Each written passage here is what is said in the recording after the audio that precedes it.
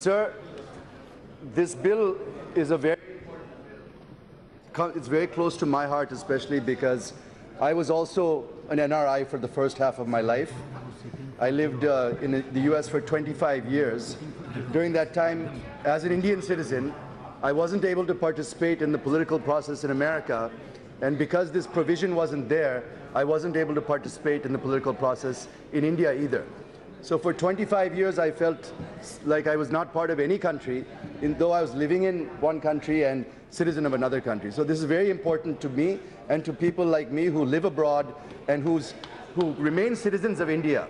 They may be settled abroad, but their heart always remains with India. And their ties, their family ties, their ancestral ties, and everything is always about India, sir. So it really brings a lot of cheer to all the Indian citizens living abroad. But the way that it's brought, as earlier members also said, I have not even had a chance to review the bill properly to see what that process is going to be, how is that actually going to be done. What is this proxy system that they're talking about? Appointing a proxy means what, sir? Does it mean you appoint a person to vote on your behalf? I mean, that sounds like a very complicated process. And in today's day and age with technology that we have, why do we need to have a physical proxy in order to cast our votes, sir? Many countries around the world have already started e-voting as a practice. With the type of security and safety systems available, when millions of dollars are being transacted on an electronic basis, why a vote cannot be cast on an electronic basis, sir? I think the high time where we look at that, we can take it as a pilot for overseas Indians, but eventually this is a system that can be offered to all of our citizens, even in India. Is this e-voting, I think, should be studied carefully. We're bringing technology to avoid corruption in so many areas. Why not in voting, sir? So please look at e-voting and electronic means also, rather than physical proxies for that. Also, I welcome the fact that it's gender neutral. That's a welcome step, and I congratulate the minister on that. Sir, NRIs who remain Indian citizens, I looked it up just now, about 16 million people in the world. It's not a very large number when you look at our electorate.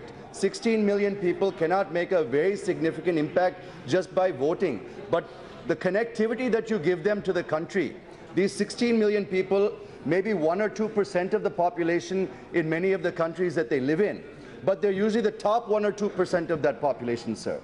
They're doctors, lawyers, engineers, accountants, astronauts. Many of them, after having taken citizenship abroad, are even becoming governors and senators and congressmen in their countries. And we may soon see a day where presidents of other countries also could possibly be of Indian origin.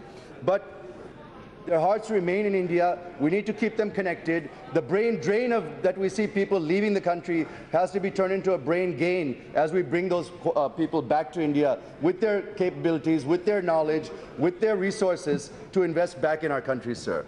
And I think that as a next step, natural step to this, dual citizenship also should be looked at, sir. I think Indian citizens abroad are the most connected to their country compared to people who leave from other countries. And by giving them this option of dual citizenship, that will keep them connected and help us to change that brain drain into a brain gain. With these few words, I support this bill, and I encourage the minister to look at taking the next step of dual citizenship. Thank you, sir.